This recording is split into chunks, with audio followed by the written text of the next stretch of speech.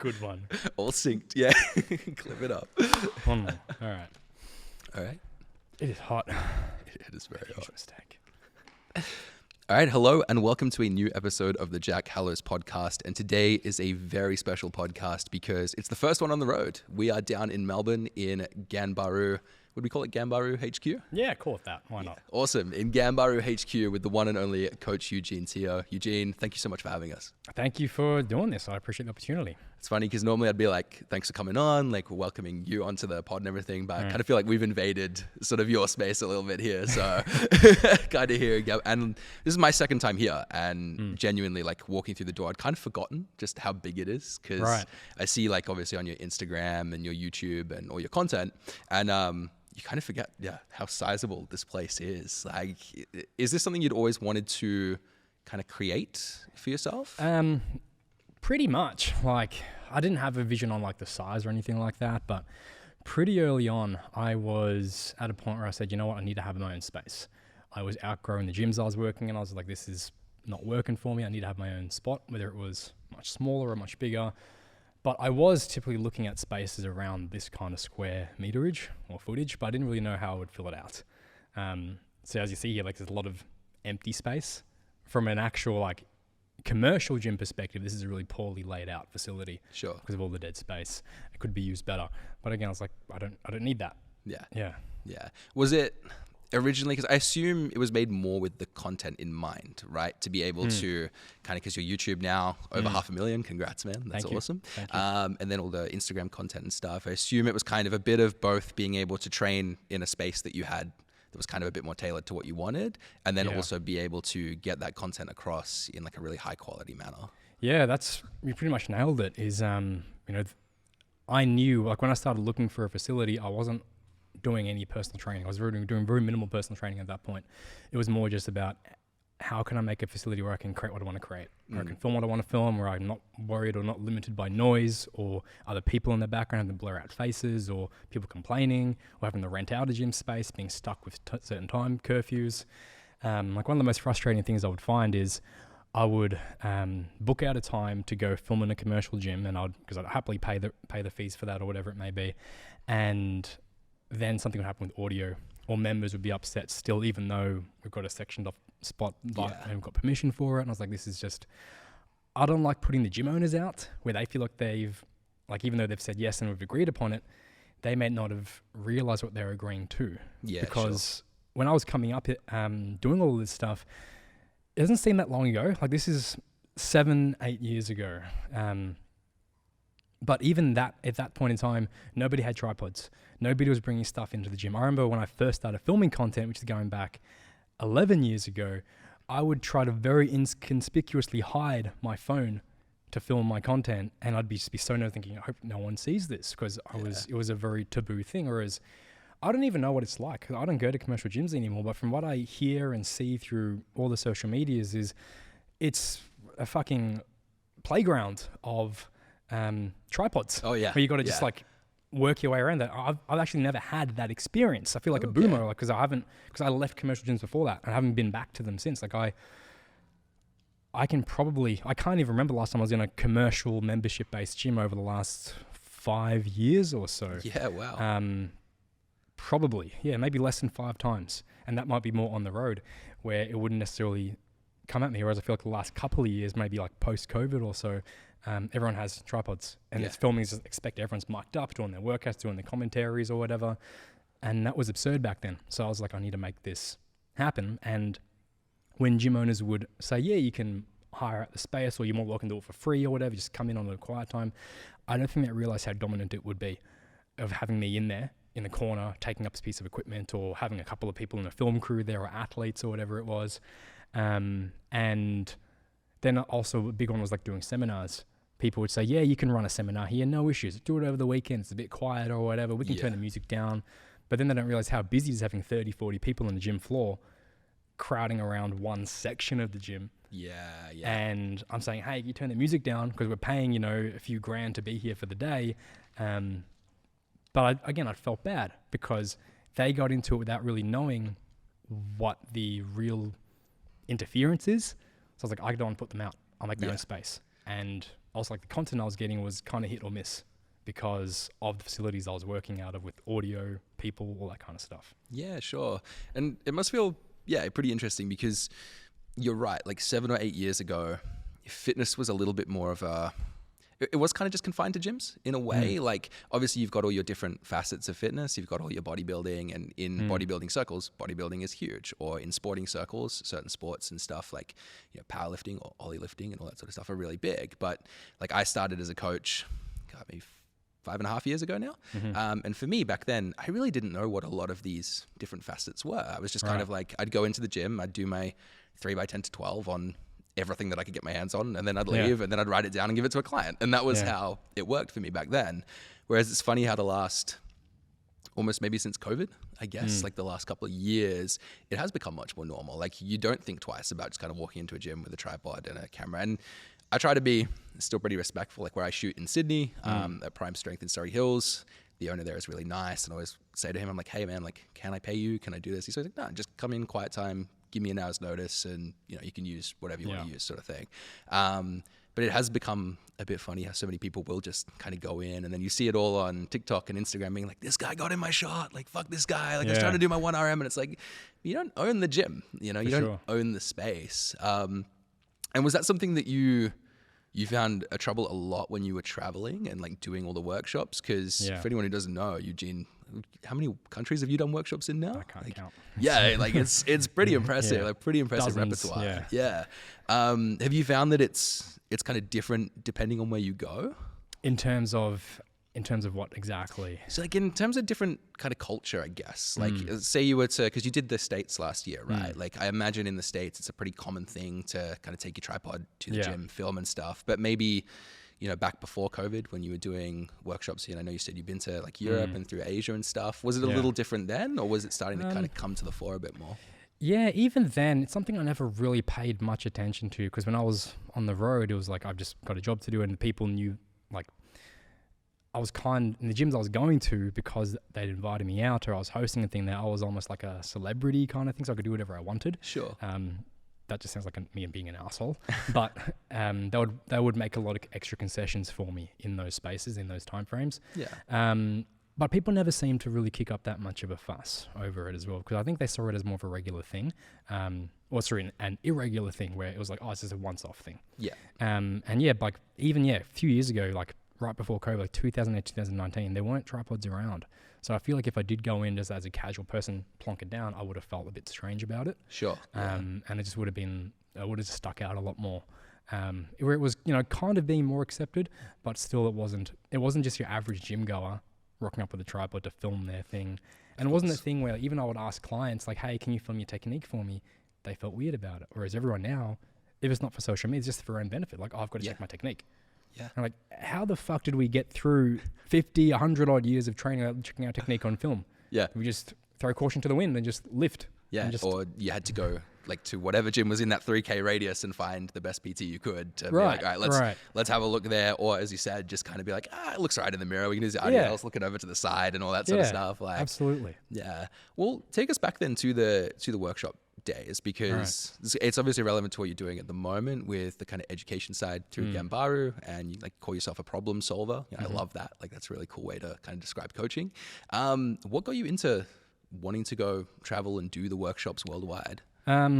It was just demand, honestly. Like it's not something I ever planned to do, where I was like, yes, I want to travel the world and make a ton of money and do this and see the people. It was literally this demand where I don't like traveling. Really? I don't like that. Well, I do now. I've learned to love it. But growing up, like I was very heavily into bodybuilding and my routine. It was just like anything that takes me out of that routine, I will not do ever. So for the, whole first 2/3 of my life, it was just like no travel, not even like a weekend trip. I was like, no, I'm just gonna stay here so I can do my thing, stick my routine. Yeah. Like Christmas would come, New Year's would come. I still want to train, see my clients on those days just to keep my routine. But then just the demand was there. I was like, oh, everyone's asking me to come overseas and there's some interest here. Actually, it was interstate first and that started. And then I was like, oh, there's some interest interstate and then internationally. And I just started doing it. And I was like, okay, if I'm going all the way over to the UK, that was my first international tours over to Manchester. I was like, I might as well try to knock out a few dates Yeah. to make it a worthwhile trip, because in Australia, it's too far for anything. It's a long way to go, yeah. So I was like, how can I make this happen? And then I think, so in that tour, I ended up doing the UK, so Manchester, London, I did Ireland, Dubai. There would have been 2 or 3 more spots around Europe then. And it was just to make it more of a worthwhile trip for me, because I was like, I don't like traveling. If I'm going to spend a month away or 2 months away, I might as well make it worthwhile. But then I'd go there and be like, oh, now people ask me for me in Germany or for me in wherever else. I'll just go wherever people want me. Yeah, So I just started doing it, and then I realized, okay, this is now like, 40 odd cities. I guess this is going to become a full tour. And then it just kept going, which is pretty crazy. But as long as people wanted it, I was like, I'll just keep doing this because it's enjoyable, got nothing tying me down at the moment. And it's a great learning experience. And then I started to really love just how, like the whole aspect of traveling, as cliche as it is, it's like, well, you get to see whole completely different perspectives. Yeah. Ones you never really considered or never really had exposed to you, just being completely different cultures in terms of the way these people live. And then we're all brought together by the love of training or exercise in general, and have that commonality to share. But yeah, it was just really a demand-based thing, where people think, oh, it must have been a business move. No, it wasn't. I just want to go where people wanted me to go. That was it. Yeah, sure. Just kind of like, oh, well, this is a good thing. Might as well keep on doing it. For Pretty sure. much, yeah. And you mentioned there, like, being exposed to a whole different array of cultures and kind of getting to learn different perspectives. Do you feel like that, I don't know if you were always like this with your training, but do you feel like that helped shaped how you are as a trainer and as a coach? Because you're one of those people that I really love listening to, like, not to blow smoke up here, but like, thank you. I really like listening to the fact that you're so open to different perspectives. You'll always explore things, especially if someone can give you a different point of view and argue it well. And I feel like, well, okay, I'm going to look into it and we'll see. I might not change my mind, but I'd like to just see, and I'm like a keen interest in different aspects of training, I guess. Like, did that help shape that, or was that just kind of always there from a young age? I'm sure that it did like push me more in that direction, but it's something I've been thinking about a little bit in the past, where the more I think about it, the more I realize I've had that since I was very, very young. And I was trying to look like, why is that? Because I've, speaking to a lot of different people, I realized that it's kind of an edge, or it's kind of a hack to, I guess, learning more than anything else, in terms of like, who cares about the business or getting ahead or anything like that. Actually, you get to learn more and get more opportunities by having this kind of mindset, where there have been a lot of instances where I've been very aggressively and violently called out. People have been like, what you're doing is malpractice, what you're doing is wrong, what you're doing is this, that, and the other. People are like, I'm like, whoa, bro. Yeah. Chill out. It's kind of rough. Yeah.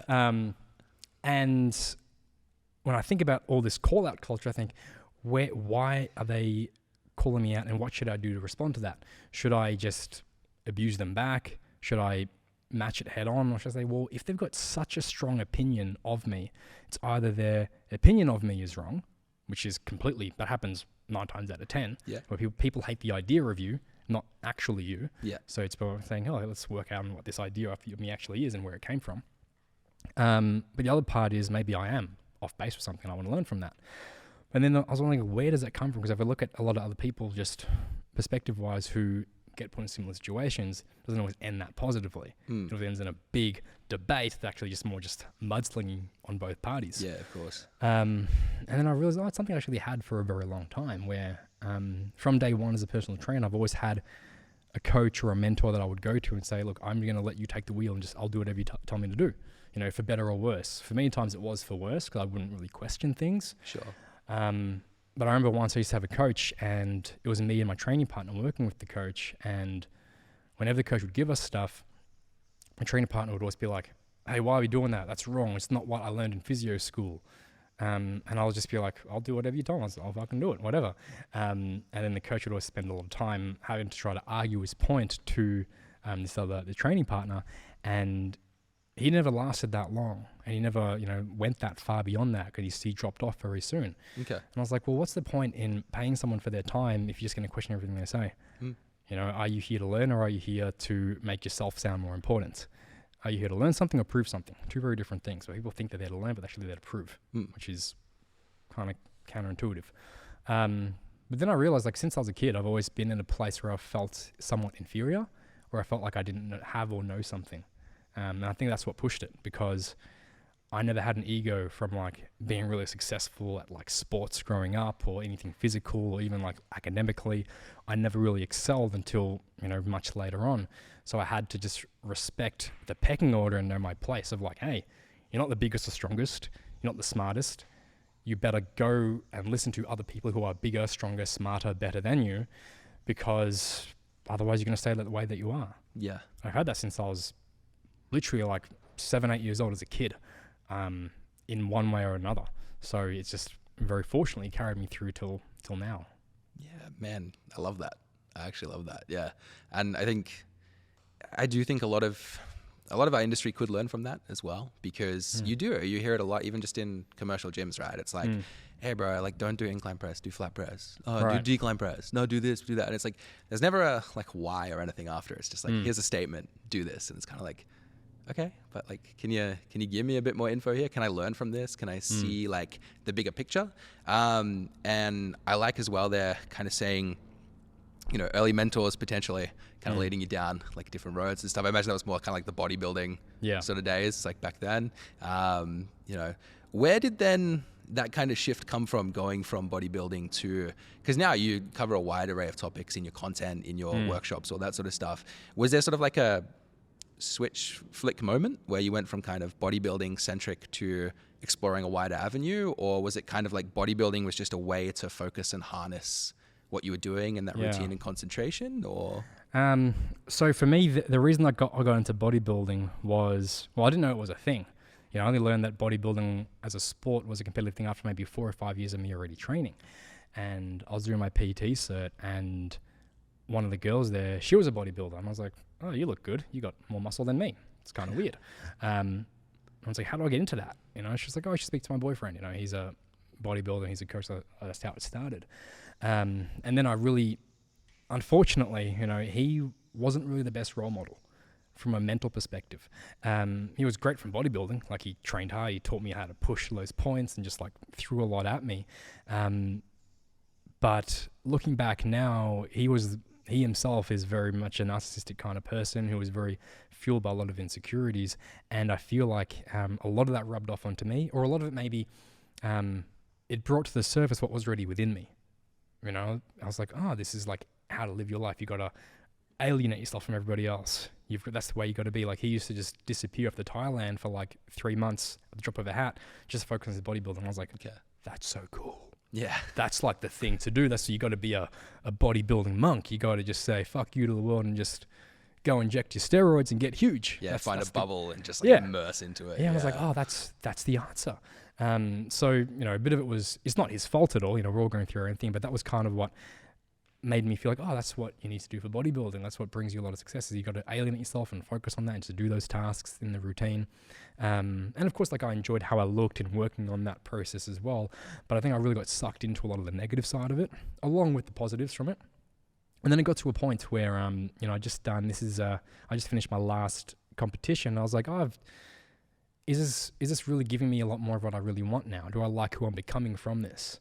At that point in time, I think, what was it? Yeah, I just broken up with my girlfriend at the time, who had been together for like 4 or 5 years.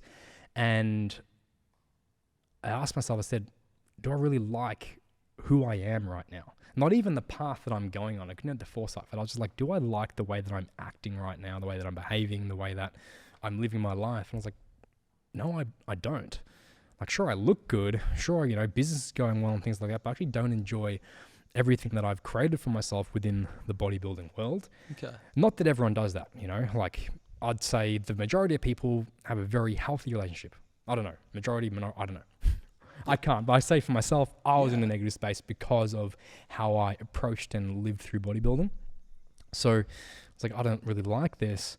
I don't like the paths I'm being led down mentally. So I just started to just pivot away from that because I wasn't enjoying it anymore. I was like, I'm actually not enjoying all of these aspects of bodybuilding and the lifestyle. I'm just going to do less of them. At the same time, there are a lot of just business opportunities in terms of, people are demanding me more for seminar tours and for business and for traveling. So I guess I'll just do that more. And that just very organically meant a shift in values and priorities, where I was like, I no longer value or prioritize, or I physically can't prioritize my training or my eating or my routine. I have to prioritize making it to this event on time to be able to teach, or working out the course content for a 3-day workshop means I'm going to miss some meals. Yeah. And it's just doing that for long enough, I just sort of pivoted away. And then I started realizing as I lost more muscle and like didn't have the bodybuilder look, at first it was like, oh, this feels kind of weird. I'm losing a piece of myself. But then I realized, oh, this is actually really liberating and really, I love this. This is awesome. Because it made me realize something I didn't think I'd ever realize, which was, and I think a lot of people get stuck in with bodybuilding, it's like, I am not my body. You know, we identify with our body, whether you're male, female, old, young, shredded or not. In this fitness industry, it's very much being pushed down our throats that you are your body and you are identified with that. And, you know, in the most aggressive way to think, most aggressive example analogy is like, if you chopped off my arm right now, I am still me. Okay, if I lost all my muscle, I'm still me. If I put on all my muscle, I am still me as well, like in here. Even if I lost my brain and had Alzheimer's, God forbid, I am still me. It just shows that my body's capable of very different things at different points in time. Yeah. And I think people get stuck because they have the wrong expectation of their body at all times. They think, oh, it should always be able to look this way or perform this way. It's like, well, what else can you do instead? You know, like I wouldn't be able to do a quarter of what I can do now if I was still bodybuilding. Not because bodybuilding's wrong, but because it means it took that much away from my ability to focus on other aspects. Yeah. Some people can have everything. You know, those people are just fucking tools because they have it all. It's the robots, just like keep going. Everyone's different. Yeah. For me, like I know a ton of people who are very successful, have, you know, that at high level of bodybuilding and everything like that, and they're very happy. And they get that way for many different reasons. They've got a good support network, they have good genetics, they have good a team around them of people for their businesses or whatever. And that's fine. You know, everyone's on their own journey. But I think people get too caught up in saying, oh, it's all about how I look and if I lose it a little bit, I'm losing out. Where eventually it became less about, oh, I lost 5 kilos of muscle or I lost 20% of my strength. And it became more like, oh no, I just gained 30 new seminar dates and performed well there. I gained an extra 5,000 people I was able to impact positively through my workshop tour or from Ganbaru or whatever. Like and to me, that was worth it. Yeah. For other people, it won't be. And that's completely fair enough. But I think we get so caught up in the physical that we can't see everything that lies beneath the surface. And even the physical, you know, the physical side to bodybuilding is very much of, we see that physique as the end goal. And even for bodybuilders, I would argue that the physique isn't the end goal. The physique is the side effect of everything that you do habitually, of training and nutrition and your routines around that. And whatever you want to create for yourself, we should be focusing more again on those habits, routines, and getting good at that. And then whatever comes with the body, whether it's bigger or fitter or faster or can explosively move better or it can lift heavier weights, that's the side effect of whatever you connected with.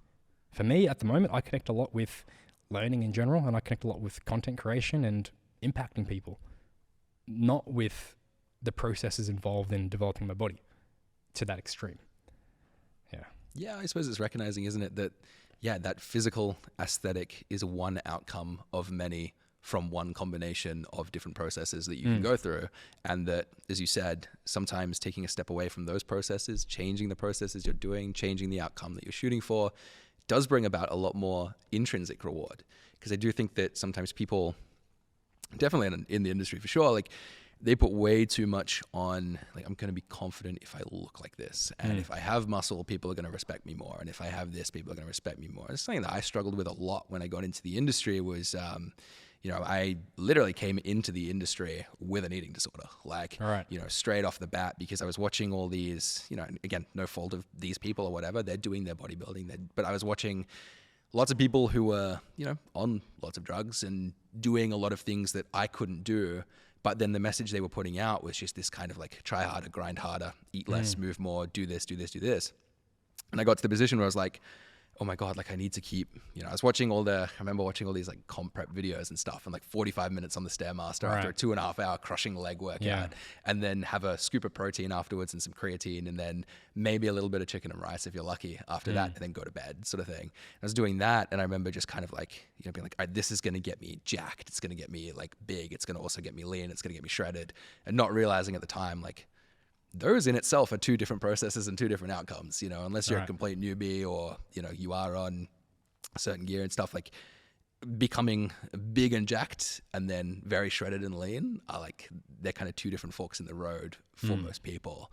And not realizing that at the time. And then it was only once I sort of started to enjoy, seeing different things in training, like seeing numbers go up and having clients actually achieve their goals rather than constantly being like, oh my God, I want to do this and I want to be this weight and I want to bench this. Like, I remember the big turning point for me was I walked into the gym and I had this client called John, a really big guy, really tall, like 6'5", and he really struggled to squat because he was so tall and such long legs and stuff. And he was a baseballer, and his shoulder was like really fucked up. And I remember after working with him for about 3 months, we went and did barbell squats, and he squatted 60 kilos for like 5 reps. And he just turned to me and he was like, "Man, that felt awesome." He was like, that feels so fucking cool. I'm like, this guy gets to go out and like play baseball every weekend as his like semi-pro sport. Like, you know, he can come into the gym and do all these other things. Like, doesn't have any interest in getting lean, doesn't have any interest in getting shredded. It was just being able to squat a barbell with a pair of 20s on his back was like the absolute bee's knees for him. And I just remember thinking to myself, like, man, that's so much more important. Like, it's so much more important to be able to move well and like be able to respect your body and like do what your body needs, not always what you want it to do and stuff. So I really resonate with a lot of that, I think, for sure. That side of things. But so how long have you been in the industry now total? So I first started working in it around 2008, 2009. So how many years that is now? 15 years? I'm running out of fingers. Yeah, so roughly there. Yeah. I think this is actually my 15th year. Okay. At some point, maybe towards the later end of the year. Yeah, wow. Which is cool. Yeah. I started pretty much straight out of high school. I was like, bang. Even like towards the end of high school, I was still like personal training to a point. Okay, yeah.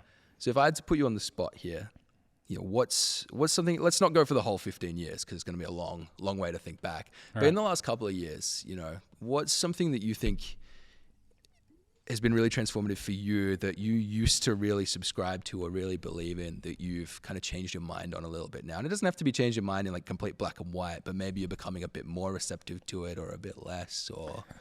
Yeah, there's been a few things, and interestingly, it's been, I would say it's not just been like changing your mind, it's actually been a lot of coming full circle on things and having a better perspective on the original ideas where on one hand, so the two things come to mind straight away are flexibility training and optimal training. Flexibility training was something where that's one of the first things I started doing. You know, when I was a kid, I was all about trying to get more flexible and more mobile because I wanted to do splits. I wanted to be able to do all these weird movements, I guess.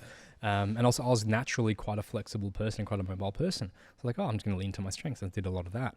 And then growing up, I was, you know, around a lot of acrobats and dancers.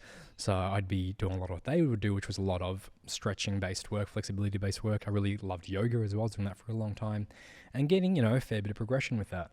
And then I started to think more about it from a training perspective and like us going to lifting as well. I was like, oh, well, lifting is kind of the same thing. We just go into the same ranges of motion, just under load. And probably, and I think even the research does suggest now, I think a recent meta-analysis came out saying that resistance training is very much the same as stretching in terms of the benefits you can get from it for range of motion. I'm pretty sure that came out. I might be making it up. I don't know. I'll say that it's true. Yeah, we'll go with it. Yeah, I'll say it's true. Yeah, run with it. And so my thing was, hey, stretching is a waste of time. We can just focus purely on strength training in the end ranges. If you're stiff and sore, it's because you're training correctly, you're not accessing those end ranges. And that made a lot of sense because if you think about it, why do we get tight in the first place? You're not tight because your hamstrings have physically shortened. Okay, you don't have all this cobweb of fascia locking you down the way that it was being promoted, 10 odd years ago. I don't know if you remember back on YouTube, this video went viral. This is like the very early days where there was a cadaver that was being cut open and they were showing the cobweb of fascia tying it all together. And everyone was like, oh my God. I was like, oh my God, that's within me. I got to break that shit down with a foam roller. And I think we got shown that in my Cert 4. They brought it up and that was the thing. It was foam rolling. They were like, get on the massage ball, get on the foam roller and break all this shit open. Break down the adhesions. And I was like, I ate that. I was like, yeah, that's the thing. So that went hand in hand with stretching and mobility work. So, you got to do all this kind of stuff. That's when Kelly Starrett had the whole supple leopard. That was a big boom. It was all about flossing and voodoo work and mashing and bashing and rolling, stretching, neural stuff. So, okay, this makes a ton of sense. And then I started realizing how much of a neurological role it all plays. because I started realizing this is, 2010 or so, like, oh, you can improve range of motion through the craziest shit. Like, you can do physical things, like we can get you in right now, test shoulder flex and range of motion, and then I can get you to do 5 sets of bench press, and it'll be better. Yeah. And we'll be like, oh, that makes sense. We can do the exact same test and have you doing some cable rows. Oh, that makes sense. But we can do the exact same test and do, because of your glasses, we can do some vision drills on you. Yeah. Your range of motion will improve. We can probably do some auditory drills. Range of motion will improve. We can do some nasal olfactory drills with nothing else, and your mobility will improve a significant amount, and maybe even more so than actual training interventions. Okay. And that's like, that's fucked up. Yeah. That's crazy. That just blows your mind of what you can actually achieve with the body, where your brain is locking you out of certain positions for a whole host of reasons. And it's usually not just about the one target tissue. Is it the target tissue? Is it strengthened area? Is it somewhere else? Is it mobility, stability, or is it your fucking vision? Yeah. And your brain's like, I don't trust you going into that extreme range of motion because I've got a visual deficit in this right visual field, so I'm going to block off your left arm from moving in that way. It's Okay. like, oh, fuck. So when I learned all the neurology stuff, I was like, okay, stretching is a complete waste of fucking time. And I threw it out for many years. And then the full circle part of the story is I started actively just trying to just refute myself and say, okay, so why are so many people still getting a lot of success with stretching? And when is it beneficial? And who is it good for? Again, where's the actual application of all these different modalities? Because stretching definitely works. And stretching isn't just low load resistance training, so you should just do resistance training. Stretching is actually probably the best way that we can have to give somebody enough volume to improve mobility without impacting their training. For a lot of people, where let's say, I think the research does point towards you needing about 5 minutes a week in a certain pose to create range of motion improvements over, I don't know, say 12 weeks or whatever, to pull randoms in my ass. Let's say it's 5 minutes, which I think is actually what the evidence does support on average. You could do a 5-minute toe touch, pike pulse hold, trying to touch your toes for your hamstrings. And you and I will probably be able to do that. Like, break it up over a few minutes, do it over the course of the week, 5 minutes easy. But trying to do that 5-minute hold in the end range with a Romanian deadlift, you're not going to do it. Yeah. So it's like, yeah, you train and you touch the range of motion, but are you actually going to be able to improve that if you need it or you want it for your purpose, for your goals or whatever it may be? Maybe not. Maybe you do need to do stretching.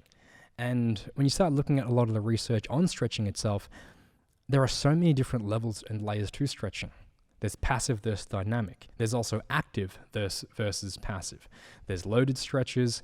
There are over stretches. There are P&F stretches, and they all can be used to different degrees to improve your mobility and range of motion. Whereas my idea of, stretching is a waste of time is based maybe just on some limited research on passive stretching only. Yeah.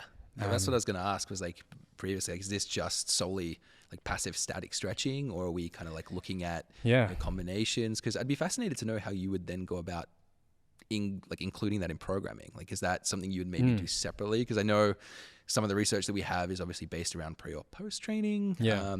What's your kind of thought of the moment? I throw it in to all. I do it pre, intro, and post, depending on where I'm at and how I feel like doing it on the day. Like at the moment, I'm doing it mainly post, just because I find it helps me. I need to get a bigger chunk of stretching in, like a 15, 20-minute window of stretching. Sure. And it's easy for me to get it in post-workout when I'm already warmed up, and it's a nice, cool down, relaxing thing. Whereas if I did it pre-training, I might get more out of it, but it means I've also got to warm up and spend a bit more time getting ready for it. And if I did it separate, then it's a whole separate workout in itself, which is just annoying. Yeah. But like a lot of research is if you do it pre-workout, you're going to make yourself weaker. And that's very, very weak research, where the second you do any movement, you're going to probably just remove any of the strength losses. Yeah. Like, it's not like, you did 10 minutes of stretching in your hamstrings, now you're going to be weak for the next 2 days. It's like, you did 10 minutes stretching for your hamstrings, you won't be weak for the next maybe 10 minutes if you did nothing else. Yeah. Yeah. If you went straight to a strength test. But we're probably doing maybe some kind of dynamic warm-up, or maybe we're doing just the actual exercise for a few sets to warm up to it. You're probably fine by the time you get to your max weight. Yeah. And even then, are you really somebody who should be caring about that little 1% increase or decrease? I'm pretty sure you're not somebody. Like, get off your high horse. Yeah. Exactly. Very few people are that important. I mean, there are some people who are that important. Yeah. And I care about that, of course. We're not talking But it's a very about small percentile. Yeah. tiny percentile who really care that much. And I imagine a lot of that too is like if you were to, so say for example for me, I've got a very tight right ankle. Like I messed up my Achilles when I was younger, and it's kind of been almost like more of a psychological thing, really, that it's very tight. But if you were to then kind of give me some loaded stretching, which I do before I squat, and I do find it helps me get into a better dorsiflex position. I imagine too, part of it, maybe the thought process there is like, okay, you can get yourself into a position that you're just not used to going, and maybe you're not going to be as strong in that position. But again, as you said, is it really going to be that high of a percentage of strength loss, or it's probably going to be negligible? Like if you're squatting an inch or two deeper, is it really going to make that much difference to you for the average person anyway? You know, probably not. And I think the more I tried to unpack it and try to really understand it all, the more I realized that a lot of these different ideas, they all gain a lot of traction, like the idea that stretching makes you weak and vulnerable. They're all kind of built upon this idea that the body is very fragile and the body's not adaptable and the body won't get stronger and won't improve, and that it's so fragile to the idea of getting weak or snapping something or falling apart and falling to pieces. It's like, well, that actually doesn't hold true at all. Like, yeah, if we were a very fragile creature, then yeah, maybe stretching like that is something that's going to make us more vulnerable, but your body will adapt. And as long as you focus on the major principle of smart warm-up, smart progression, volume, load, intensity, recovery in and out of the gym, then you can do just about fucking anything and you'll be okay. Not to mention, like, let's say we come into the gym today and we squat, and because it's so hot and warm in here, we'll probably get an extra inch of range of motion just from that alone. From nothing else. Stretching or not, it's like, oh, now we're accessing a range of motion that you weren't accessing 2 weeks ago. You're going to fucking explode and burst in flames and die. It's like, well, if I had caffeine, if I had loud music playing that was stimulating all of my cranial nerves, maybe I'm going to get more range of motion as well. Am I fucked then? No, my body's pretty strong and resilient, as long as I'm smart about the actual load I use and like the way I approach that, which is where people, including myself, aren't always that smart. But that's not stretching's fault, or it's not any other parameters. It's your own fault for being an idiot with how you loaded things. And it's like, I can deal with that. Hamstring stretches aren't going to put an extra 25 on either side for you, are they? No. Really? Like that's no, they're not going to take it off either. No, I wish they could. Easier. Well, how about with the optimal training side of things? Because this is something where I've spoken quite a bit on this podcast before as well, and on my Instagram content. Because I remember I came to your workshop like last year in May, and we talked a little bit about that. I remember kind of, having a few jokes with you while we were here about that at the time, because things were just starting to kick off about this whole like, what is optimal? Optimal is just this one like way of training and exact specific, angles of shoulder flexion on a pull down and all that sort of stuff, right? For you with optimal training, what's your kind of definition for it? Like, do you subscribe more to that it's optimal for the context? Or so I mean, and this is how like people like Kasim from N1, how I don't want to put words in his mouth, but I believe this is how he would be defining optimal training, where it's context dependent.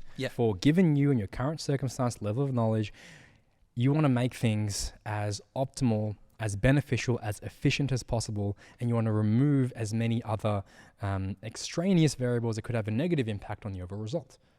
It's like, could you let's say we want to travel somewhere. We want to go back to Sydney. Okay, should we fly? Should we drive? Should we ride a unicycle? They're all going to get us to the end goal, but obviously one is more efficient. One is more optimal. Maybe it is that flying the plane is the most optimal. It reduces our energy, time, effort, risk, but maybe we can't afford that, because we're bums. So maybe our only option is to maybe unicycle. Can you have a car? It's like, I guess we can't unicycle. Not optimal anymore, so now I have to walk. So it's not about saying we have to all follow this one rule of training with perfect alignment or anything like that. It's more about saying, how do we break down for the individual what the best application of these ideas of biomechanics and alignments and force and physics, what's the best application of all these ideas filtered down for the individual that day? And, I don't want to put words in his mouth or his ideas, but I do believe that is the direction that Kasim pushes heavily into, saying he's teaching you guys principles. He's teaching you about anatomy, physiology, physics, force, all that kind of stuff. And then he says, use it however you can use it as a problem solver. You don't need to have this special piece of equipment. You don't need to have this special pulley or adjustable cam or whatever. all you need is to have the right lens to view the world through, so you can come across Mary Muffin Top or Beer Belly Bill and be able to say, like, okay, I know how to give you the best exercise that's going to help you work around your injury, what's going to help you succeed with feeling this right muscle or training effectively and getting the most effective workout in the short amount of time possible. Yeah. That's what I think optimal training should be. But where it's gone is not even people like Hassam's students, but students of those students, or even below that, not even students, just random followers on social media have taken the ideas and have completely bastardized and distorted it to be like, oh, this exercise is right and this exercise is wrong. Yeah. Because they lose the nuance. They're like, oh, what you're saying is this pull down is lat, this pull down is upper back and mid back. This pull down is good, this pull down is bad. You're an idiot. Yeah. And that's what goes viral. That's what blows up. That's what, you know, can create a humongous social media following in a very short window of time, putting things against each other, especially when you put together ideas that are very contrarian and very against what the status quo is. Not that that's always going to be a bad thing, because sometimes you do need to push against the status quo. We've got to say, hey, maybe what we've been doing for the last 100 odd years isn't the best way forwards. What got us from A to B won't necessarily get you from B to C. Yeah. Maybe you do need to reinvent the wheel some when you're dealing with very, very high level people in certain contexts.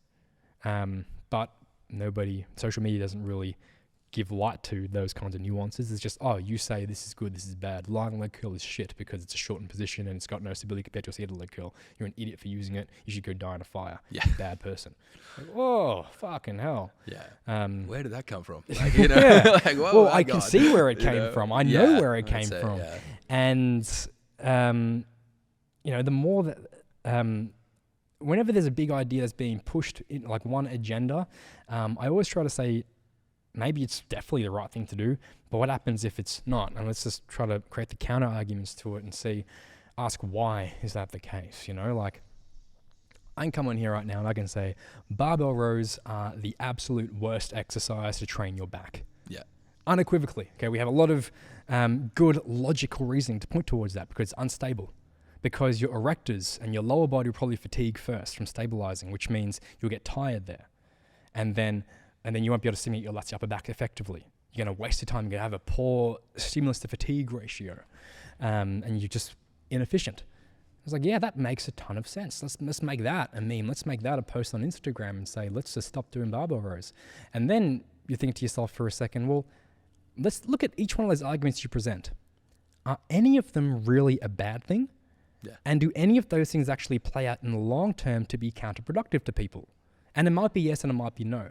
But what you often find a lot of the time is, let's take that whole unstable momentum thing for like a barbell row compared to a machine row.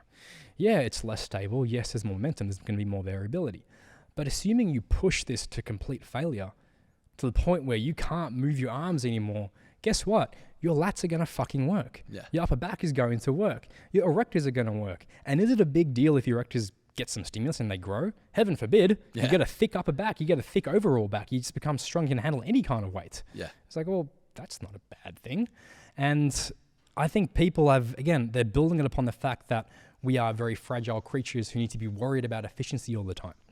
Like the only way you're going to get better is if you push your body to its breaking point of close to failure in the erectors, so they'll build up their endurance, they'll build up their strength, they'll build up their stability, and then you know what happens when you come back next week? You'll do the exact same weight on barbell rows, but your erectors won't fatigue. And your lats and upper back will. As long as you push it hard enough, even with momentum, you're still going to use what you need to use eventually with the right stimulus. Yeah. And maybe at worst, you're going to lose out on a couple of extra weeks, maybe. Just tack on a couple of extra weeks. And then what about the other counter potential logical argument where we just do machines, they're very stable, and we get these really big, strong lats and upper back muscles and rear delts and biceps or whatever it may be, depending on how you're rowing. Like, great, that's awesome, but you've got really shit erectors. You've got no stability. So the second you go to do any kind of heavier pull off the ground or lift something groceries off the ground, you're very weak and very so you don't know how to move properly. Yeah. That's probably more problematic. And it's like, oh, fuck, so what do? We just do a little bit of both. Yeah. I was like, oh, okay.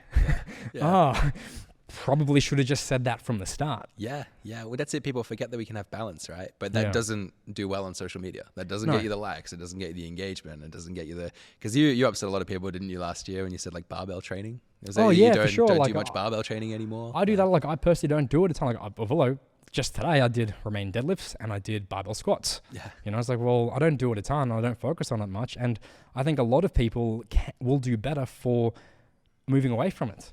Not because they're wrong or bad, but because we're looking at the whole balance thing. It's like, wow, you're at a point where all you've done is this one thing. Yeah. And I love barbell training. You'll get strong and big on that. But barbell training, honestly, a lot of free weight training or training in general for size and for strength, it is limiting because it necessitates to a degree creating a lot of stiffness and rigidity in your body, which helps you expose your body to a ton of force, a ton of stimulus, a ton of muscle mass, but you're training your body to be very stiff and to not move that much. And it's no surprise then when you put into more athletically demanding contexts, you fail.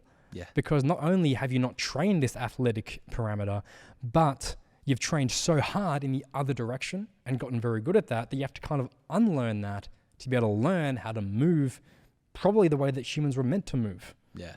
I'm not saying that we need to move all one uniform way, but I like to say where are the deficits. And I say there's a lot of deficits because we obsess over this one thing. Oh my God, it's giving me all the gains in my entire life.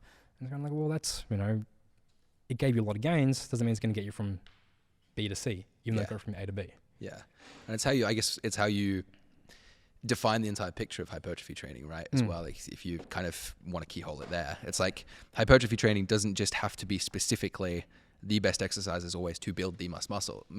It's kind of like, okay, maybe we should do more of those, but then as you said, let's actually be able to hinge without our back going like a kaput or something like that, or be able to squat free weight without kind of falling over, and be able to pick variations that work for other things. Like I put a post out the end of last year on Instagram that I remember where I said like machine squats better than barbell squats for hypertrophy, listed all those things like stability and stuff. But I was like, but let me preface this by saying that out of the 30 online clients I've got, 21 of them barbell squat.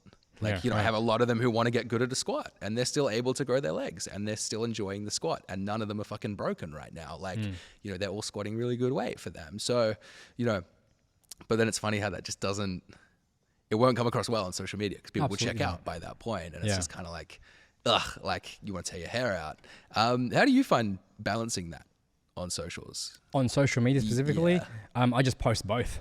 Yeah. Like I'll post me doing the anti-optimal shit, and I'll post me doing the optimal shit as well. Yeah. For lack of a better term for what, like not necessarily that they are one or the other, but I'll just post everything. It's like, this is everything that I do. And this is like, my proof is kind of in the pudding of how I apply these things, where I'm doing a bit of everything, where I have very strong opinions about maybe barbell training not being the best idea for everybody all the time. I'll say, maybe try not barbell squatting every once in a while. If your back is always killing on doing them, or your knees hurt, or your ankles hurt, or maybe it's not the best pick for you right now, do something else, and that's okay. But I'll still show that and be like, I'm doing them. Yeah. And hopefully I think instead of, I've really spent a lot of time focusing nowadays on trying to be less preachy in my message, saying this is what you should or shouldn't do. And I'm just trying to focus more on leading by example. I'm saying here, I'm going to show you what I do and what works really well for me and people I work with and all the clients and whatnot. And here are the principles it's based upon and the reasons why, if you care about that.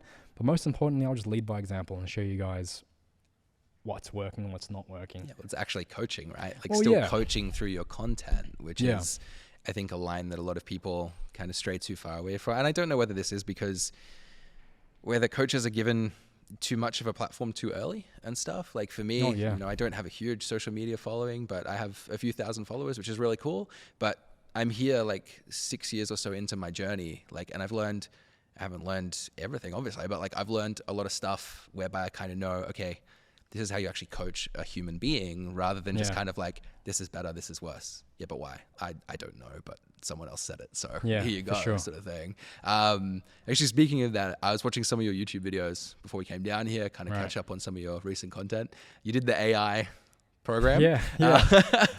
I haven't got into it much, the whole chat GPT. Musti has been actually showing me quite a lot of it. It's fascinating. We've done a few experiments, like social media captions. I think you tried to get it to write you a whole screenplay at one point. Yeah. He tried to get a whole screenplay for an idea to see how well it would do.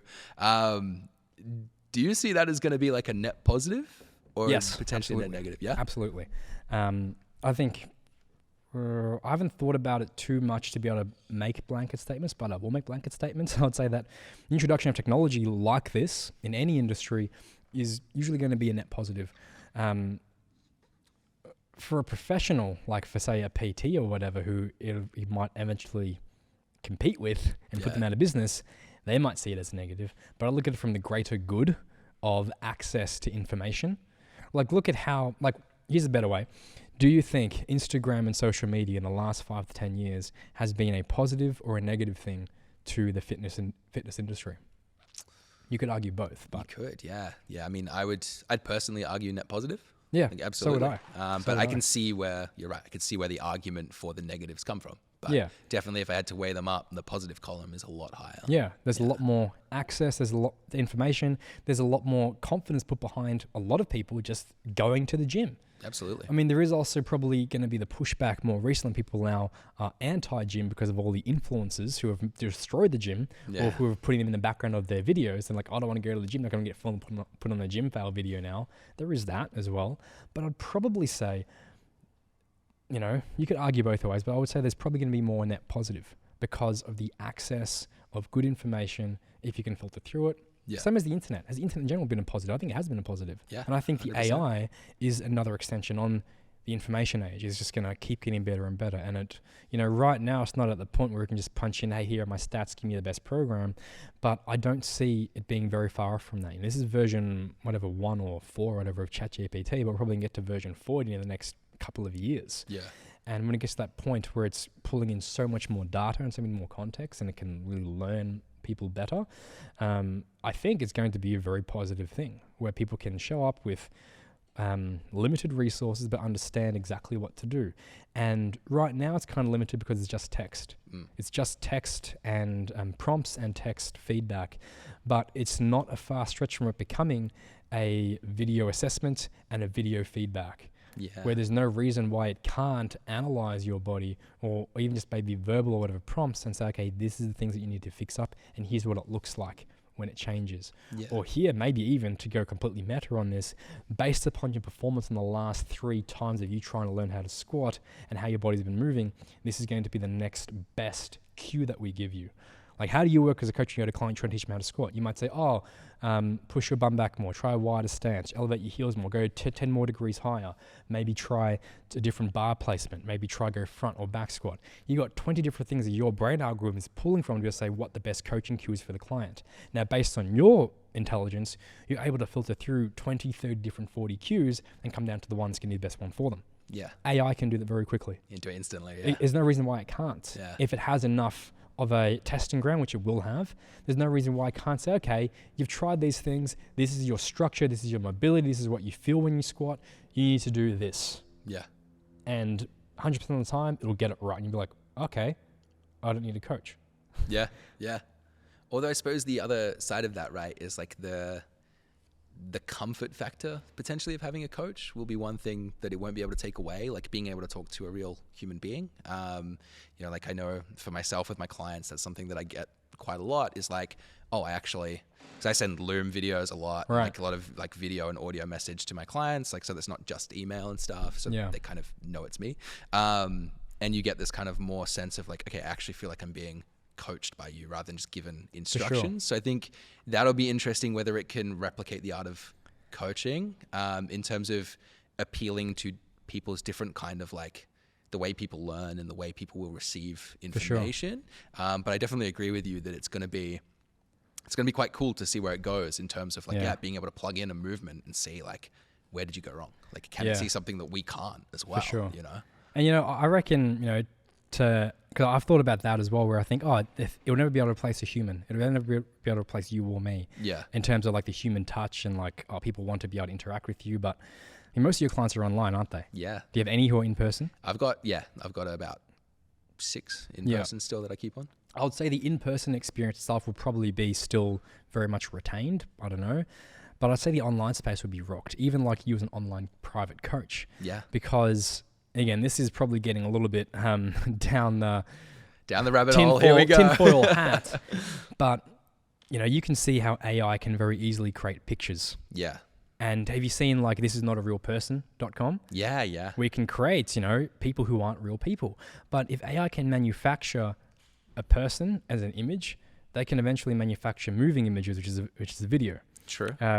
If they plug in the right inputs of personality traits and the way that we talk, the way that we communicate, there's no reason why I can't create the perfect influencer. There's no reason why I can't create the perfect person, the perfect authority figure for training. And, have you ever met The Rock? Not yet, but something tells me like with the... Have you ever met The Rock? Have you ever met, again, this is definitely, it's not what I think, okay? But if I was a crazy person, I'd be like, how do we know that he is not an artificially intelligent person being created as an image? How do we know that? Unless if you actually physically touched and felt it, you don't know that he's actually, all we've seen is video. Are you trying to tell me something? Like if I push over there, you're going to be a bunch of ones and zeros. We're going to end up in the Matrix, like red pill, blue pill over here. But I think what that means two things. Is one thing is the actual human experience is going to be so valuable. Yeah. But the reality is, unless if you physically experience this in person, how do we know how much of what out there is, the Matrix is a projection versus a reality? Yeah. And it's like, well, an intelligence program can create this. You can manufacture somebody who is likable. There are very specific personality traits, ways of communication, styles that are more appealing to others and that are more antisocial and destructive and alienating than others. So why would we not create the perfect coach? And if everything that you do now via correspondence with your clients online is all like, at most, it's a Loom call or whatever, why can't that be automated in a way? Why can't that be ChatGPT'd? Obviously, that'd be like level 100. And, I've got no idea if that's ever going to happen or if it's ever going to get to. But if I really sat there and thought about what are the true, extreme doomsday potentials of AI, that's kind of it. Yeah. Which is in some ways cool. It's in some ways very bleak. Because we'll be at a point where we're just like, okay, what's left for us to do as humans? Yeah, what do we actually do? Yeah. Where do we come in? Are we just going to sit there and twiddle thumbs while the robots do everything? Or that's a scary reality. Yeah. Because if that happens, we'll probably become very self-destructive. If we don't have anything to do, the whole idle hands of the devil's playground analogy, where when we have a very comfortable existence, we don't have to struggle or push for anything. It's like, well, we'll find ways to create a struggle or a conflict or something for us to resolve, and that will probably lead to our own destruction as humans, because we'll just find ways to just kill each other off and argue, and it'll be in a much more violent and aggressive way because you don't have an outlet to put all this stuff in terms of production, because technology does it all for us. Sure. Yeah. So I think that's the kind of scary side for the future of the human race in reality. I don't know. This is just where my mind goes. I don't know if it's actually a feasible hypothesis or not. Yeah, well, I've seen lots of people say. Alex Hormozy is right. He's come out with a lot of AI videos lately. He says the same thing. He's like, it's cool now, but he's like, wait till we get to version 4000. He's like, what's going to happen, sort of thing. So it is very interesting. But I'm going to need a little breathe out there. Well, oh, that was heavy. I think about it because I think it's cool. I think, it's interesting stuff. I agree. I think it's one of those things though, where it's like, because I used to think about a lot of this sort of stuff, think about where things are going and everything, but it's being able to balance, right? Being like, okay, this is definitely a possibility, but not getting too drawn into that, not getting stuck there and being okay, for sure, this is the definite probability of where we're going as the human race. Otherwise, then it's kind of a bit like, oh, that's scary. Yeah, that's really scary. I like to remain somewhat ignorant to some of these things. Ignorance is bliss, Oh yeah, just to stay out of it. I'm just happy to just. It was like me during the lockdowns. I remember the daily number things coming up, and right, at 11 a.m. every day, and I was just like, I don't want to watch this. I was like, I don't care. I was like, tell me when I can leave. Just tell me I couldn't look away. I had to keep looking at it. Oh yeah, you're one of those. Still constantly. Yeah. I had to keep checking. Yeah. Well, how did you find actually coming back around to the travel, because it's kind of interesting with that? But did you find there was much difference traveling last year, compared to what you'd done previously? Was it a kind of different experience? Was everything sort of back to normal, or? Yeah, I didn't notice much difference. Yeah. Had to wear masks, on planes and whatnot. That was about it. I didn't notice a lot of significant logistics delays, like getting baggage, security, although I do know that is an issue depending on the luck of the draw. But overall, I was like, everything's fine.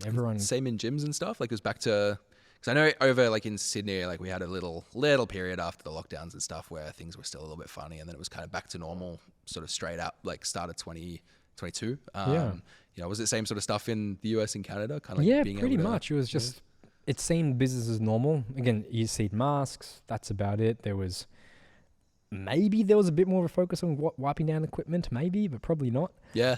It's funny how we just go straight back to, all this happens for 2 years and it's kind of like, it never happened. So out of sight, out of mind. Yeah. And just move on and think about the next problem, which is AI now. Yeah, which is now the robots. Yeah.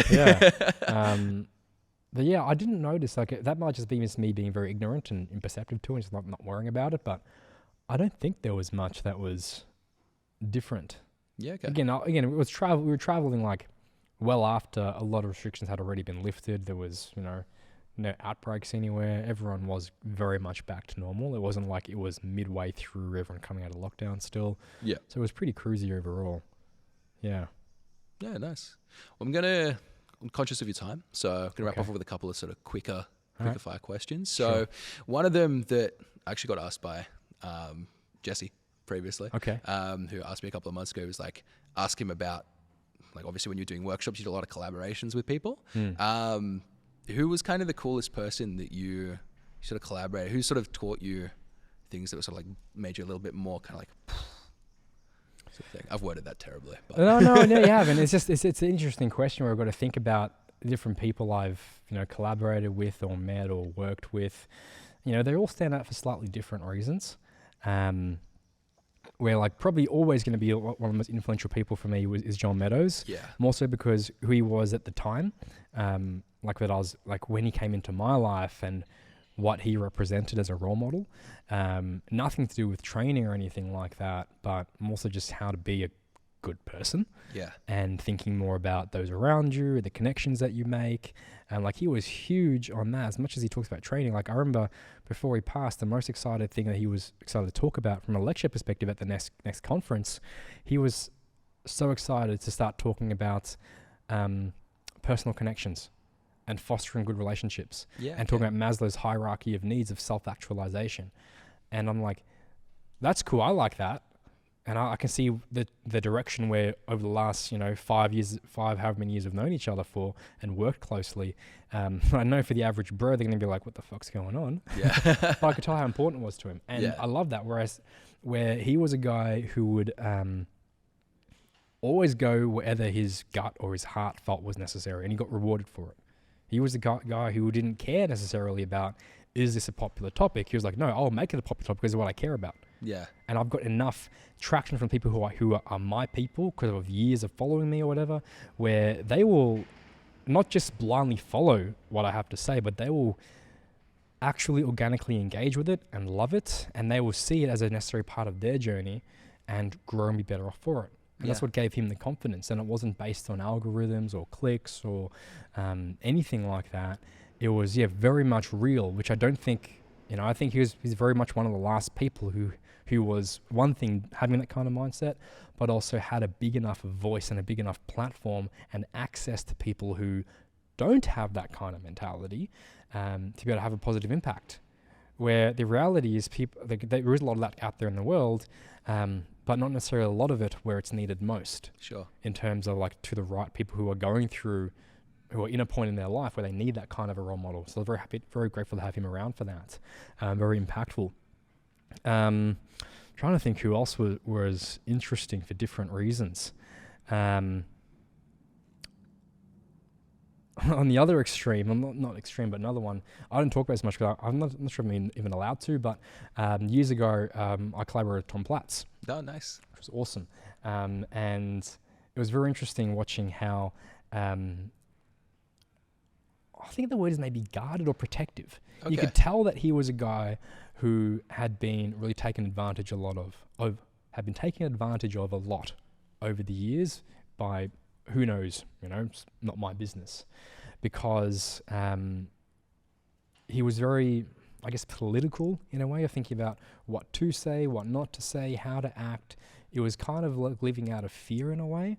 That's my perspective on it anyway.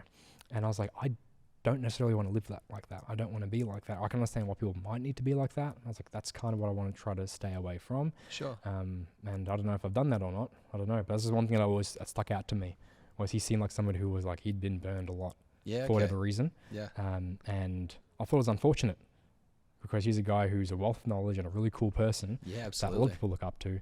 And it seemed like he was kind of had a muzzle on him. Yeah, because okay. he was, That's interesting. you know, only a week of interacting with him to be able to really tell. But that's kind of what I got from that. I was like, oh, that's interesting. Seeing like the dark side. Yeah. To not necessarily social media, but the dark side to maybe media or publicity and things like that. Yeah. Which is fascinating. Kind of other side of the industry. Yeah. 100%. Yeah. Yeah, because I don't know huge amounts about him. Like, I know the basics, and I know kind of like some of his training methodologies, but you're right. Like, it's hard to kind of like find too much, really. Like, I mean, for me, for example, like John's someone I would have loved to have met, would have loved to have come to a seminar. But thankfully, there's a lot of his information online. You know, he was always very keen, like seemed very keen to sort of share everything and be like, look, guys, like, you know, maybe I was the first person to put it out, but I don't care. Here, have it. Yeah. Like, use it. It's really helpful, sort of thing. So it is interesting kind of seeing the two different ways that people can go. Yeah, for sure. Industry. And, you know, like part of it may just be different times where, you know, chances are if Tom Platz was doing what he was doing back in his 20s today, and he was in his 20s, like time warped, it'd be very different. Yeah. Because of social media. You know, that's a big thing that, you know, we have on our side now to be able to make these ideas spread, where a lot of it, he's probably just as open, but it's just not filmed. Yeah. That's a big part of it too. Yeah, 100%. Yeah, different eras. 100%. Yeah. And I suppose back at that point, like a lot of things were kind of, especially bodybuilding circles and stuff, a lot more kind of guarded. It's kind of like, oh, this guy knows secrets. Something, so I've got to go and travel and seek them out, you know, like pilgrimage to go and kind of work out these secrets and stuff. Another kind of travel related one. What's I don't want to say like the weirdest place that you had to go for like a seminar, because that insinuates like, I don't like that, but like, you know, what's kind of the most like random place you found yourself like in a gym kind of working with people? One that comes to mind, which was, it was just a lot of bad things, not bad, but just inopportune circumstances that sort of culminated in this. So a friend of mine in the UK, this guy, Joe Jeffries, he was like, I'm going to help organize the location for you to come to Birmingham. Okay. Like a bodybuilding mecca or whatever. Like, awesome, sounds great. And I'll set it up and I'll be there. So he'd talk to the guys and arrange for me to be able to do a seminar out of this awesome gym in Birmingham. I can't remember what it's called. But just like mecca, like huge place, billions of machines from every single era, really cool people, really hardcore facility. And set it up. I was like, this is fantastic. So one thing is, to the actual gym perspective, I got to the gym and the music was so loud that I just couldn't teach. I lost my voice for one thing, but the other thing was, because of how busy and spread out the gym was, I wound up making the most sense to be able to just put in this little yoga studio.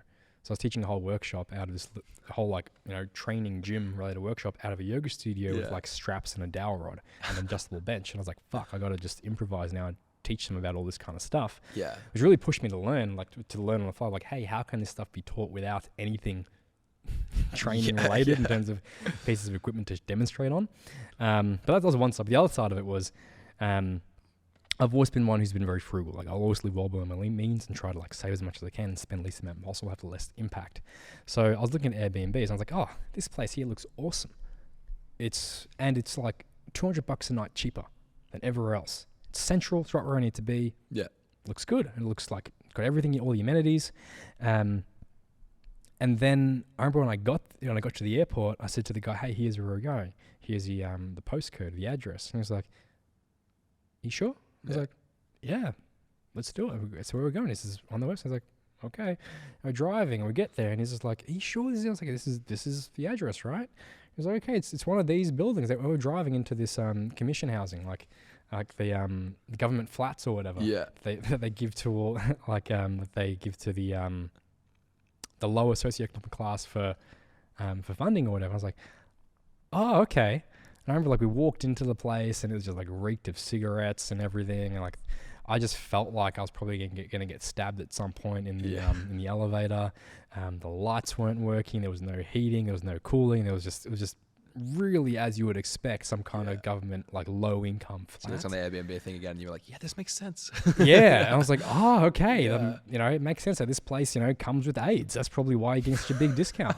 But hey, you know, bed's a bed. Yeah, you get 3 nights and an STD, whatever you'd like. Yeah. You know, you can pick. Yeah, and then, you know, it wasn't until I looked in the Airbnb and I saw, oh, the actual very last photo was the external, which was showing you it was all commission housing. Yeah. I was like, oh, okay, I probably should have thought about it a little bit. And after that tour, I stopped, for one thing, trusting other people that picked the location for me. Yeah, sure. So I knew I had very specific needs, but I also knew, okay, probably shouldn't go with Airbnbs anymore. Yeah. Because there's too many variables here. And it wasn't necessarily like the places I was going to, like the cities that were interesting, or the issues, and more so like I was putting myself into opportunities where absolutely everything that could go wrong would go wrong. Yeah. Okay, and I have to then just work it out in a foreign country and try to make it happen. Like I learned in Denmark that taxis are incredibly expensive. Yeah. For like a 5-10 minute trip, it costs like $70. Yeah. And I was like, that's fucked. Switzerland's pretty similar. Yeah, as well, it's mental. And it's like, oh, okay, that's a big issue. Like try to try to walk. try to walk or try to find a way around having to use cabs, or I don't think you even they had Ubers back then. Because that's expensive. Yeah. There we go. Top travel tips with with Eugene. Scroll to the end on Airbnb and avoid the taxis. Yeah, don't travel cheap. Don't travel Airbnb. I think with the way that a lot of housing is these days, Airbnb is a lot more expensive than it once was. Yeah, so just avoid that. I mean, we're at an Airbnb at the moment. We're all right, like so far. Anyway, we might check out tomorrow and need to go get a few tests, but maybe we'll work it out. Something I want to touch on really quickly is because I play guitar. I studied music when I was younger and stuff, and I know you play as well. Yeah. Is that something you've always done? Like, was that when you were a kid? You were like, yeah, I want to pick up an instrument. Was it like a more kind of recent?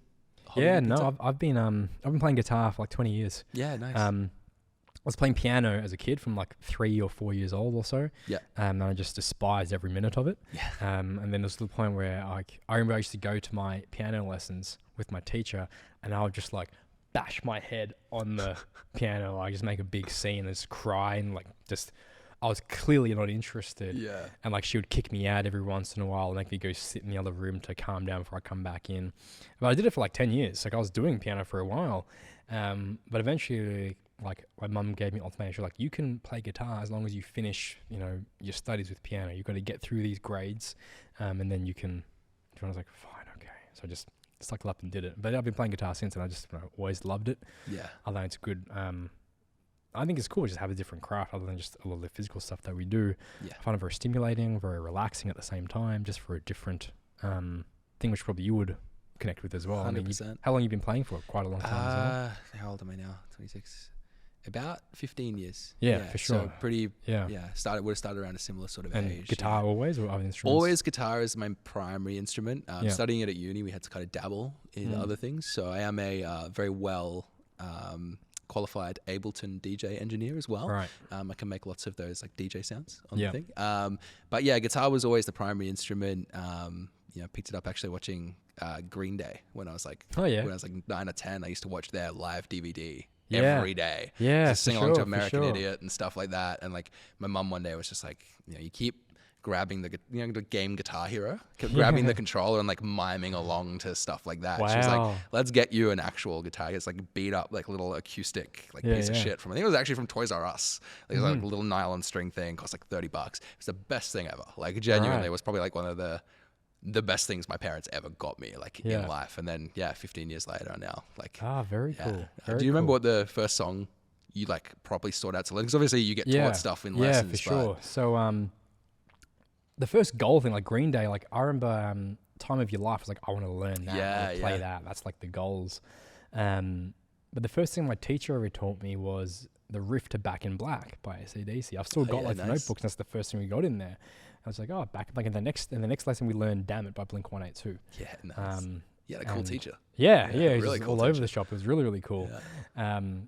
Because prior to that, I did do a couple lessons with another teacher before that, but it was very much by the book. You're going to learn what an E string is. That's how I had it. And I was like, I just want to learn a cool riff. But yeah, Back in Black, and I was very much into all the typical rock stuff. A few of my goal songs back then were Time of Your Life, and Sweet Child of Mine. Yeah. And then the day that I don't remember, but the day that I discovered what tabs were I was like, Oh yeah.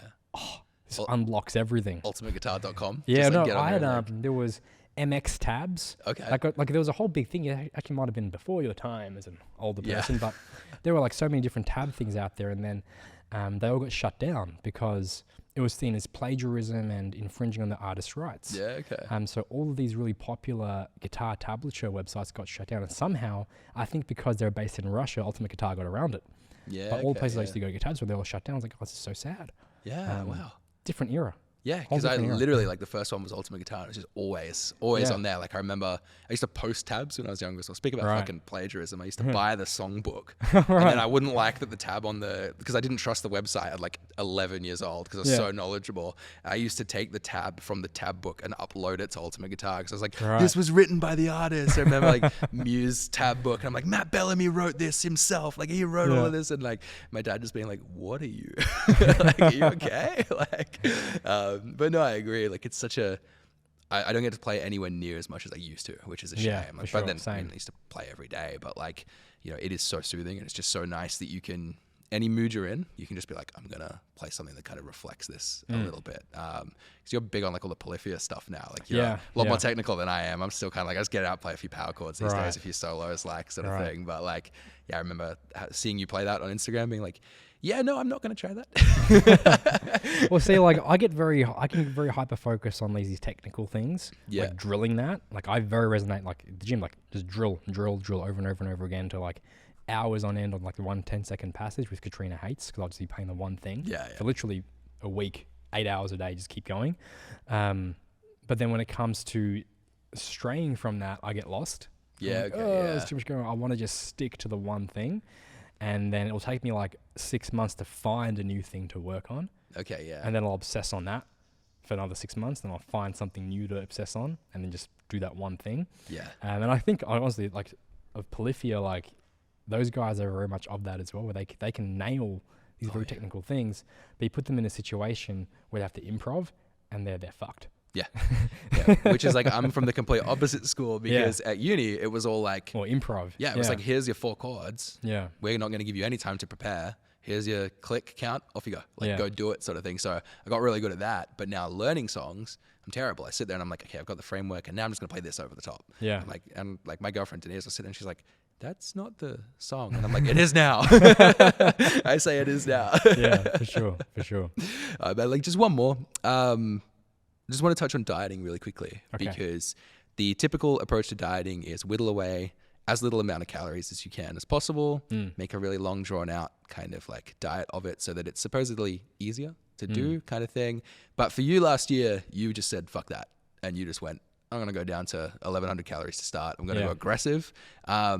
Really quickly walk me through that, because I've started using a similar sort of thing. Not quite as aggressive as that, but like I like to go a bit more aggressive from the start. But walk me through it. For sure. So it's based a lot on practicality as well as it is based on like physiology, I guess. Practically speaking, we're all going to fuck up with measuring shit, and no matter how succinct we are, how consistent we are, there's going to be a lot of noise. So by taking bigger cuts, you're going to help to iron out a lot of that noise in a way where at least you're still going to be in a deficit. If you took, say, 100 calories or 200 calories away, it's very easy to fudge that up and accidentally overeat or misreport something or have the wrong data available, and then you've kind of messed everything up, even if you are being consistent as much as you can. We're fallible. So it's it gives you more room for error, which works for me because I'm very error prone and I'm very loose with the way that I live my life in terms of eating things. So not everybody should be following that per se, but that definitely works. But the other thing that I use as kind of an insurance, which I use as a principle for everybody, whether dieting hard or dieting very slow and steady, is a couple of principles on the length of the diet and how much you can realistically lose as well. Where if you just say, I'm going to slash calories to 1,000, you're doing it wrong and you're going to have a bad time. And unfortunately, that's what a lot of people took away from my, I guess, not even experiment, but my method of choosing to diet. It's like, that's not the goal. The goal is not eat as few calories as possible. The goal is to lose fat as quickly as you can, realistically, which is going to be different for very different people, whether you're very overweight or very lean.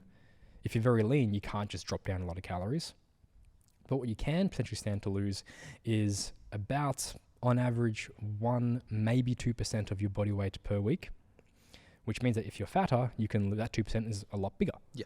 If you're very lean, it might go down to maybe 0.5% of your body weight, which means no matter how you want to cut it, you're not going to be doing an aggressive diet. It's going to be very slow and drawn out. Yeah, so it all kind of washes out to the same thing at the end of the day. But I very much prefer going harder at the start because it just gets a lot of the variables out of the way and it gives you a lot of wins. But the mistake people make is they go hard from the start and they don't know how to slow down. Yeah. They don't know how to go easy or go slower and eventually go back to the typical dieting approach. Because the natural thing is to just take more weight, right? It's yeah, just to keep going sure. lower and lower and lower. And that's where like people don't have that, I guess, marriage of physiology with this, and they think, oh, if I started out aggressive and I'm eating so few calories, I need to eat even less calories as you go. And it's like, well, you actually don't. I mean, for a few reasons. First of all, the leaner you get, the less your body can rely on body fat as an energy source, which means that you have to provide more external fuel to be able to support your daily functions. And just because you eat more doesn't mean you're no longer in a calorie deficit. A calorie deficit is a window. Yeah. And it can be as big a window or as small a window as you choose. You can afford to have bigger windows if you are fatter. If you are leaner, you can't afford as big a window, but you can still potentially be in a deficit, but eat more than you did a week ago, whatever it is. And that's just the calories inside of the equation, but it's also not considering, I guess, the calories outside of the equation, where when you eat more food, you'll probably be able to move more. Yes. And that can create some potentially significant increases in NEAT or overall energy burn. But it could also mean if you direct it well with your training, maybe you can make up for the extra calories by training harder as well, or training more, adding in more volume, or changing the training style that you're doing overall to create even more of an energy burn whilst you are eating more. So there's a lot at play there, and there's a lot of ways, I guess, to optimize it, maybe, of the dieting process, which is a very long conversation. But I mean, one analogy or one story I like to use for people is Michael Phelps. Like, there was a story where he was eating like 10,000 calories a day or something like that. I've seen all the challenges on YouTube. Yeah. I think actually it was more like 6,000 to 8,000 calories a day or something like that. But whatever it was, it may not have been 10 or 12. It was still an absurd amount of food he was eating. Yeah. And the question we have to ask is, well, he wasn't fat. Yeah. How did he get away with eating, even for his size, a significantly large amount of calories? And it's because he was training like 8 hours a day. And not just training, but he was like in the pool, which consumes a ton of energy, just swimming in general. But he was doing it like, 8 hours a day. Yeah, and it's Olympic standard. Like so it's a high level. So of course he's going to eat that much. So the question is, okay, so that clearly shows if you eat more, if you move more, you can eat more. Yeah. So the thing we should be trying to do is say, okay, how can I eat more as well? It means I need to be able to move a ton, I demand a lot from my body. But the breaking point is, if you put me under Michael Phelps' training routine, I will die. Yeah. Like, I will physically just die. Yeah. 3 days in, I'm dead. Like, bury me. Bottom of the pool. Like, I'll drown. It's simple physics, simple human survival. Like, I can't do that. I will literally die, gun to my head. Yeah. So it's like, the thing we should be trying to do with people is we want to try to get them to a point where they are closer to the Michael Phelps level of conditioning and endurance and capacity to be able to do that much work. They won't get to that point because he is obviously a genetic freak. Yeah. But we can get a shade closer to that, which means we can probably eat a lot more food as well. Yeah. And that's part of what I think, as an underlying thing I try to do with everybody long term, is get you eating as much as you can by really improving your capacity, improving your aerobic fitness, improving your overall energy system functioning, so you can eat more food. People go straight to the dieting without thinking about what's going to happen before that in terms of boosting up your ability to tolerate enough training to then allow us to give you so much more food that you don't know what to fucking do with it. Yeah. And then we can say, okay, you can do that. Now we can go aggressive. Now I can afford to go hard on the diet, and that will fly off you. And when we need to, we can add in more food and you'll still be in a deficit. You're still performing well on it. And that's, a long conversation, but that's like the ideal in my way. That's the optimal, inverted commas, way to go about dieting. But it's a process. Yeah. Well, that's actually something that I took from your workshop last year. And those I remember you saying, like, who just puts clients straight into fat loss phases? Yeah. Do you just go, jump off the cliff, here we go, sort of thing? Or do you try to, optimize the conditions a little bit more before you do? And saying, like, just something that I've been doing now is kind of being like, all right, you want to diet? Cool. Do we have a set date? we do it in 6 months. Great. We've got plenty of time. How about we spend the next 4 to 6 weeks starting to increase your training volume, starting to increase this, starting to optimize that, and get you eating a bit more food so that you're not just kind of jumping off the deep end being like, for sure. you know, all right, let's diet on 1,500 calories, feel like shit, and you've just started tracking and you're like, oh my God, this is terrifying. Why not build the habits, build the routines, build up, as you said, your conditioning, build up your tolerance for that amount of training. And then, as you said, you've got a lot of stored fat that you can use for energy. So when you do then jump down and you've got all those tolerances build up, which probably isn't going to actually bring that much body fat gain in itself because the body's a pretty amazing thing and doesn't just accumulate 20 kilos of fat overnight.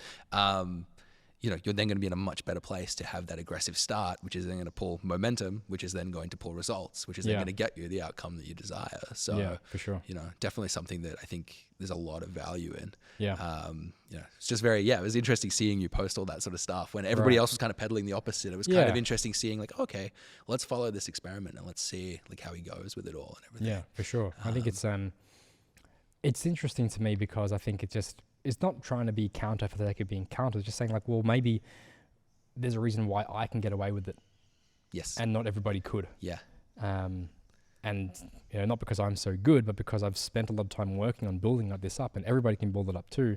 But unfortunately, people take just the soundbite like, oh, got to eat even less food. But also, we're lucky we don't work a 9 to 5 where we are sat at a desk, you know, religiously from these times. It's kind of like, you know, oh, train in the afternoon, skip it, it's all right, sort of thing. Like it's a big part of our life that people don't realize. Like, while we're not religiously training every day for 4 hours, all this sort of stuff, it's like it does still get done, and it gets done consistently, and there is that level of consistency that a lot of people don't have. But, it's a really cool topic. I think that's a good one to end on there. Great.